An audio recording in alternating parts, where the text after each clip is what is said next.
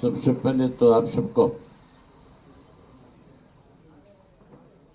होली की बहुत सारी शुभकामनाएं। होली आपके लिए, सबके लिए बहुत अच्छी रही होगी। होली का महत्व बहुत बड़ा होता है। हमारे यहाँ तो होली के त्योहार में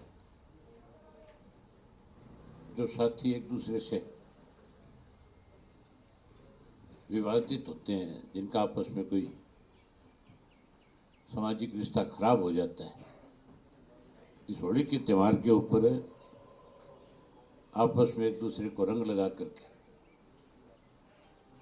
उस विवाद को खत्म करते हैं, फिर से अपने भाईचारे को मजबूत करते हैं। और अब की बार की होली तो और ज्यादा महत्वपूर्ण थी। मौजूदा सरकार ने हरियाणा प्रदेश के अंदर जात पात, धर्म, मजहब के नाम पे माहौल खराब करने की कोशिश करी थी। विशेष रूप से मेवात में हिंदू और मुस्लिम के बीच में विवाद खड़ा करके हमारे आपसी भाईचारे को, आपसी ताने बाने को एक खत्म करना चाहते थे, तोड़ना चाहते थे। लेकिन समय रहते वहां के लोगों को इस बात की समझ आ गई कि ये सरकार का षड्यंत्र है, और उन्होंने फिर से अपने वहां भाईचारे की एक सामाजिक बैठक बुला ली। उस बैठक में मेवात के हर वर्ग के लोग शामिल हुए और सबने शामिल होकर के आपसी भाईचारे को मजबूत करने की विचार विमर्श के साथ ये फैसला लिया कि हम अपने भाईचारे को किसी कीमत पे टूटने नहीं देंगे, किसी षड्यंत्र का शिकार नहीं होने देंगे, हम इसको और ज्यादा मजबूत करेंगे। उसी का परिणाम है कि सरकार अपने षड्यंत्र में सफल नहीं हो पाई। सरकार स्वयं कटघरे में खड़ी होगी। और कल के दिन तो जहां रोजे थे, उसके बाद भी मेवात के लोगों ने हिंदुओं के साथ बड़ी संख्या में इकट्ठे होकर के इस होली मिलन समारोह को बहुत बड़ा महत्व देने का काम किया। एक अच्छा मैसेज, अच्छा संदेश उन्होंने दिया। उसकी भी आपको शुभकामनाएं हैं। आपसे भी उम्मीद करेंगे कि इस होली के बाद लोकसभा के चुनाव में आपकी कलम सीधी चले, टेढ़ी मेढ़ी ना हो। आज विशेष रूप से आपको इसलिए आमंत्रित किया था कि एससी समाज में आज बहुत बड़ी ज्वाइनिंग जो है, एससी समाज में विशेष रूप से धानक और बाल्मीकि समाज के साथियों ने इंडियन नेशनल लोकदल पार्टी में आस्था व्यक्त करी है। धानक समाज के जो हरियाणा प्रदेश के प्रधान हैं, धर्मवीर डाबला, जो आपके सामने बैठे हैं, लंबे समय से प्रधान है। ये जहां अपने समाज की सेवा में समय लगाते हैं, वहीं समाज में राजनीतिक जागरूकता भी पैदा करने का काम करते हैं। इनके पूरे समाज के जो इनके साथ नीचे जिलों में काम करने वाले लोग हैं, उनमें राजकुमार है, ओम प्रकाश है, बंसी कायत है, कृष्ण लाडवाल है, इंद्रजीत बागड़ी है, रामधारी इंदौरा है, हवा सिंह खड़कवाड़ है, भूप सिंह खड़कवाड़ है, शंकरलाल डाबला है, सतपाल राजा है, राजेश मोरेवाड़ है, बिंदु सोलंकी है, अशोक कुमार धानक है, संजय धानक है, विश्वास है और मनजीत चिचड़ाना। ये अलग अलग जिलों से जो इनके अध्यक्ष हैं, उन सब ने भी इनके साथ आज इंडियन नेशनल लोकदल पार्टी में आस्था व्यक्त करी है। मैं इनका स्वागत करता हूं, इनका अभिनंदन करता हूं। और वहीं वाल्मीकि समाज के भी हमारे जो प्रधान है सिरसा के, रवि चौहान, उनके साथ ओम प्रकाश है, विशाल वाल्मीकि है, धीरज वाल्मीकि है, राजकुमार राजू है। ये भी आज यहाँ तो कम संख्या में आ पाए, लेकिन परसों मुझे सरसा मिले थे। बहुत बड़ी संख्या में सब ने इकट्ठे होकर के इंडियन नेशनल लोकदल पार्टी को ज्वाइन किया। इसी तरीके से इनके जो सिख समाज के लोग, वाल्मीकियों में एक सिख समाज भी होता है, उस सिख समाज के भी बूटा सिंह है, रणजीत सिंह है और ये काबल सिंह है, गुरप्रीत सिंह है। ये भी अपने समाज में इन्होंने एक बैठक करी थी कालावाड़ी में, मजहबी सिख समाज की। और उस मजहबी सिख समाज की बैठक के अंदर सबने निर्णय लिया कि हम इंडियन नेशनल लोकदल पार्टी को ज्वाइन करेंगे। और वहाँ ये फैसला होने के बाद ये मुझे आकर के मिले, इन सब ने भी इंडियन नेशनल लोकदल पार्टी में अपनी आस्था व्यक्त करने का काम किया। वहीं आज पूर्व में बीएसपी के जो लोकसभा के इंचार्ज रहे अम्बाड़ा के धर्मवीर सिंह बराड़ा जो है, उन्होंने भी आज इंडियन नेशनल लोकदल पार्टी में अपनी आस्था व्यक्त करी है कि पूर्व में युवा के जिला के अध्यक्ष भी रहे और अच्छे समाज सेवी भी हैं। केवल पॉलिटिक्स में नहीं, समाज सेवा में भी पूरा विश्वास रखते हैं। इन्होंने भी आज ज्वाइन किया है। इनके साथ आज सैकड़ों साथी तो आपके बीच में यहाँ पे भी आए हुए हैं, लेकिन इनकी संख्या अलग अलग डिस्ट्रिक्ट वाइज जो है, अब जो मेरी मीटिंग होगी वहाँ इनके सारे साथी जिले वाइज भी बड़ी संख्या में ज्वाइन करने का काम करेंगे।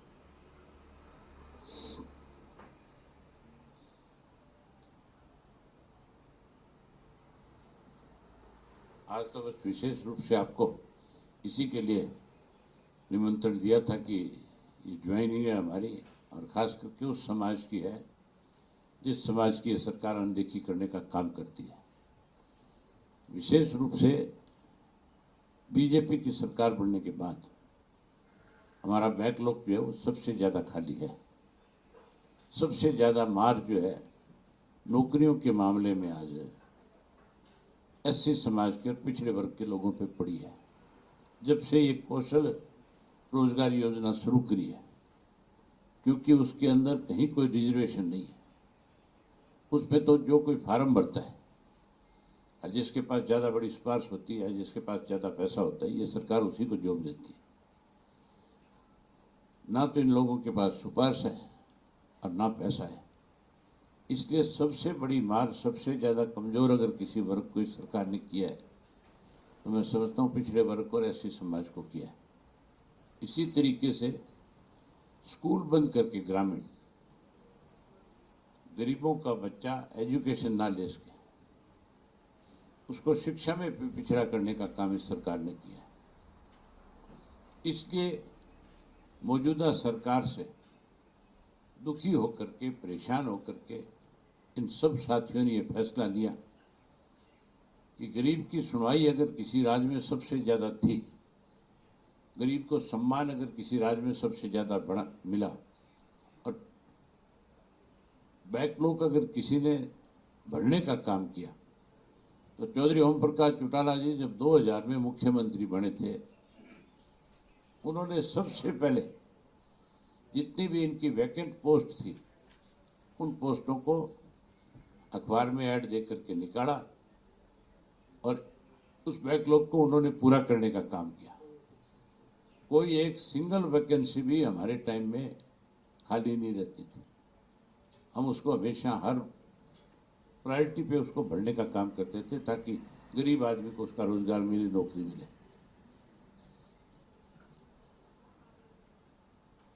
चौधरी देवीलाल ने हमेशा गरीब आदमी को ऊपर उठाने के लिए सत्ता में रहते हुए अच्छे फैसले लिए थे।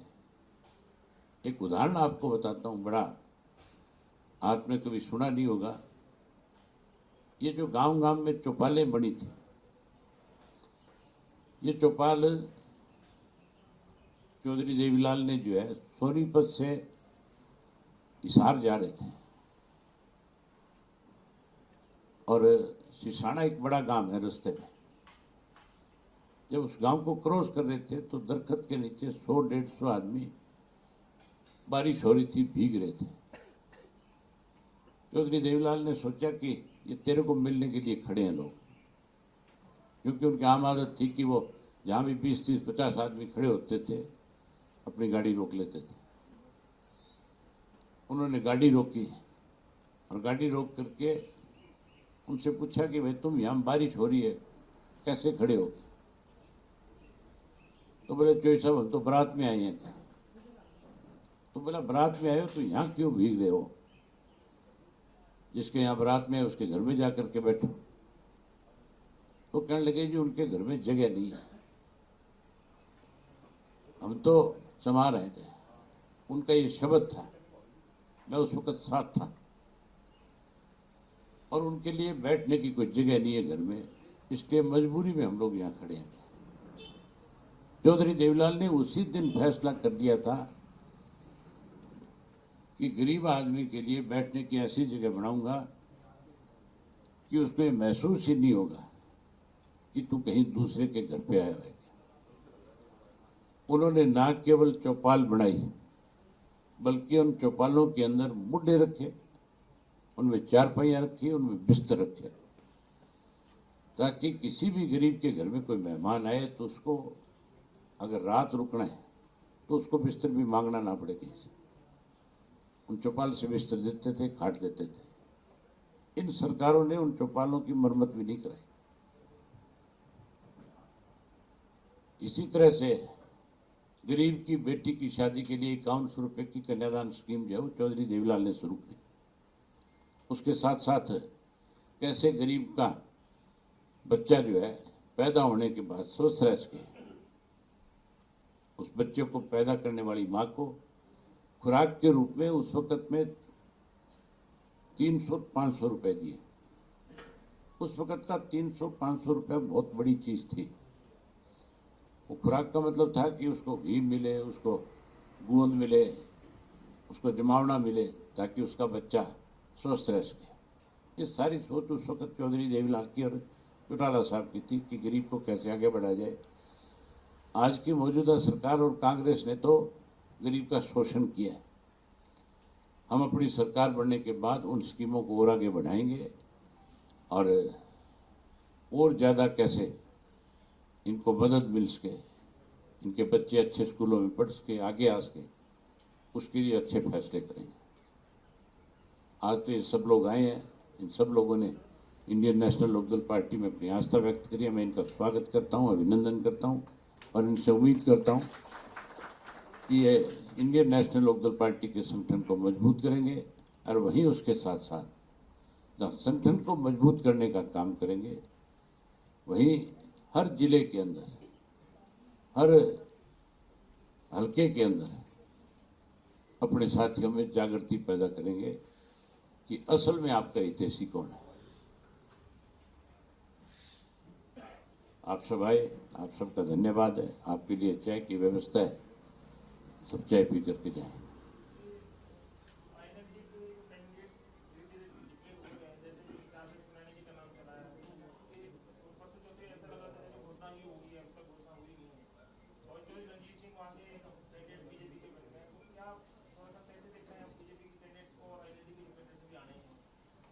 और किस पार्टी से उम्मीदवार बन करके आए, ये हमने कोई इससे हमें फर्क नहीं पड़ने वाला। हमारा अपनी पार्टी का, हमारे 5 मेंबर्स की जो कमेटी गई थी, उनकी क्या राय है, हम उनकी राय के मुताबिक अपनी पार्टी के उम्मीदवार खड़े करेंगे। हमारा कोई किसी से ये कंपटीशन नहीं है कि इंडियन नेशनल लोकदल पार्टी किसको कैंडिडेट बनाएगी, कांग्रेस ने किसको बना दिया, बीजेपी की तरफ से कौन आ रहा है। आप ये देखो, बीजेपी की हालत इससे ज्यादा खराब क्या होगी कि 35 मिनट पहले जो लोग बीजेपी ज्वाइन करते हैं वो इनके उम्मीदवार बनते हैं। जो ये कहते हैं कि आरएसएस जो है बहुत पुराना संगठन है, जो ये कहते हैं कि भारतीय जनता पार्टी में कार्यकर्ता का सम्मान है, वहां सम्मान कहां रह गया? इससे बड़ा अपमान और क्या करेंगे। 35 मिनट पहले कोई उनकी पार्टी ज्वाइन करे, उसके गले में माला डाल के कहते हैं हमारा उम्मीदवार है। इनके पास कौन सी ऐसी वॉशिंग मशीन है भाई जिसमें डालते वो सारे किए हुए गुनाह जो उसके माफ हो जाते हैं। इस नवीन जिंदल को जिसको इन्होंने कुरुक्षेत्र से उतारा है, उसके खिलाफ नरेंद्र मोदी जी का खुद का एक बयान था। आपने वो बयान पढ़ा कि नहीं पढ़ा? कोयला घोटाला जो है, उस कोयला घोटाला के ऊपर प्रधानमंत्री ने स्वयं भाषण दिए और कहा कि ये लोग लूट करके खा गए खाद्यान्न, इसको कोयले की को मैं इनके खिलाफ सख्त कार्रवाई करूंगा, मैं इनके खिलाफ एक्शन लूंगा। वो आज भी सोशल मीडिया पे वीडियो वायरल होती है। इन विचारों का और तो कोई बस चलता नहीं। जब भी चुनाव आता है, चाहे वो कांग्रेस है, चाहे बीजेपी है, चाहे कोई और हमारा विरोधी है, वो मैम कांड को लेकर के चर्चा शुरू कर देता है। अभय सिंह ने मैम कांड में ये किया, ये किया, ये किया। ये समझने की जरूरत है। केवल इन लोगों को अगर राजनीतिक तौर पर डर है तो इंडियन नेशनल लोकदल पार्टी का है। और जिस मैम कांड का ये बारी बारी जिक्र करते हैं, मैम के लोगों ने उस चुनाव के बाद 3 बार हमारा एमएलए बनाया वहां से। अगर मैम के लोगों में हमारे प्रति कोई गुस्सा होता तो फिर हमारा 3 दफा उम्मीदवार क्यों जिताते कि नहीं? तो ये सिर्फ बौखलाहट है उनकी विचारों की। अब पिछले 2 दिन से टीवी पे इस तरह का प्रचार चल रहा है। सोशल मीडिया पे एक और नई बकवास शुरू कर रखी है कांग्रेस ने। एक कांग्रेस का कोई लड़का है दाढ़ीवाल करके, जो भूपेंद्र सिंह हुड्डा की पोस्टें डालता है। वो आजकल एक वेबसाइट पे कोई सीरियल चलता है, एक कोई उसकी तुलना मेरे साथ कर रखी है। ऐसे लोग अपने आप सुधर जाए तो अच्छी बात है, अदरवाइज इंडियन नेशनल लोकदल पार्टी का कार्यकर्ता सुधारने में कसर नहीं छोड़ेगा। हम वो लोग नहीं है जो मर्जी आए गाली दे ले, हम उसको सुन ले, सहन कर ले। हम गालियां सहन करने वालों में नहीं है। कोई हमारे साथ इज्जत से पेश आएगा, हम उसका बहुत मान सम्मान करेंगे। कोई इस तरह के लोगों के माध्यम से हमें बदनाम करने की कोशिश करेगा तो फिर मैं भूपेंद्र सिंह हुड्डा की भी वो पोल खोल दूंगा जो किसी ने आज तक खोली नहीं होगी। मैं वो बातें सोशल मीडिया पे अपने लोगों को कहूंगा कि लगाओ, जिससे इनको हर जगह शर्मसार होना पड़े। मतलब कितनी घटिया मानसिकता इन लोगों की है, किस तरह से छोटे लोगों से, नासमझ लोगों से इस तरह की चीजें लिखवा करके किसी को बदनाम करने की कोशिश की जाती है। मैं लीगली भी उस पर नोटिस दूंगा और उसके साथ साथ अपने कार्यकर्ता को कहूंगा कि जहां भी मिले इसको ठीक से सुधारो, इसकी जबान भी ठीक कर दो और इसका दिमाग भी ठीक कर दो।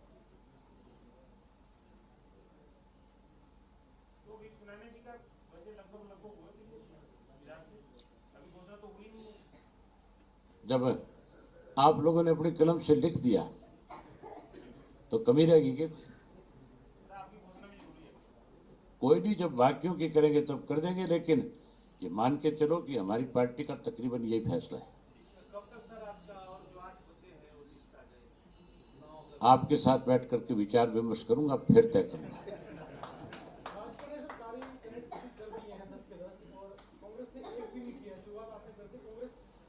ना तो भाजपा के पास उम्मीदवार थे, ना कांग्रेस के पास उम्मीदवार है। अगर इनके पास उम्मीदवार होते तो ना तो भाजपा किसी के गले में और घंटी बांधती, ऐसे 30-35 मिनट पहले किसी को ज्वाइन नहीं कराती। ये नवीन जिंदल जो है ये लड़ना नहीं चाहता था। इनका घर का परिवार का ये फैसला था कि हम चुनाव नहीं लड़ेंगे, लेकिन उसको ईडी का डर दिखा करके कितनी बार आपके सोशल मीडिया पे, कितनी बार आपके चैनल्स पे चला है कि नवीन आज ज्वाइन कर रहा है, आज अमित शाह से मिल रहा है, आज फलाने से मिल रहा है।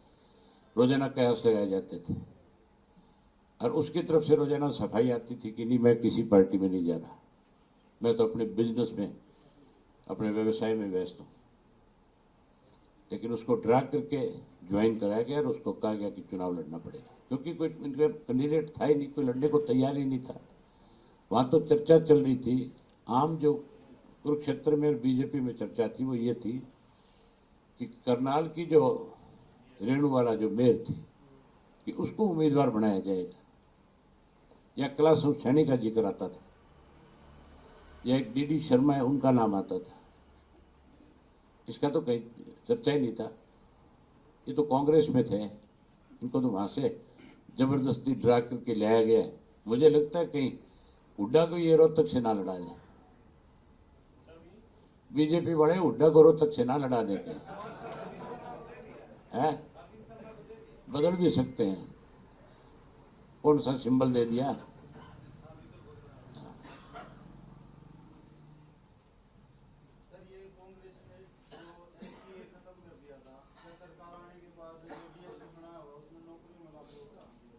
हमने पहले भी नौकरियों में आपको आगे रखा है, आगे भी हम सारी इन चीजों पे विचार विमर्श करके कैसे समानता मिल सके सबको, उस पर काम करेंगे।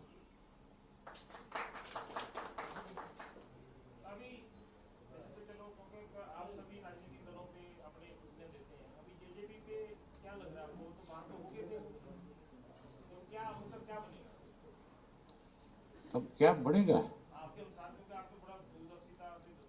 मैंने तो आपको बताई थी ना, है जो मतदाता था जेजेपी में जिसने वोट दिया था वो 99% इंडियन नेशनल लोकदल पार्टी के साथ वापस आ गया।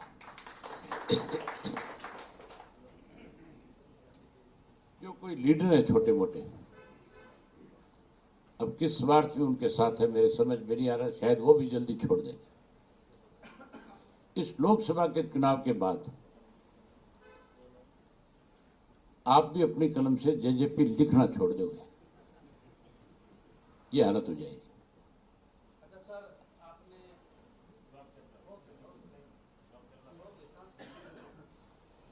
तो क्या जवाब है? सर, जो परिवर्तन यात्रा हुई है आपकी और पूरे प्रदेश में इतना लंबा आप चले हैं, इस दौरान सर जो क्या आपको लगता है जनता ने, मैं इस लोकसभा के चुनाव के बाद उस परिवर्तन यात्रा को फिर से आगे बढ़ाऊंगा।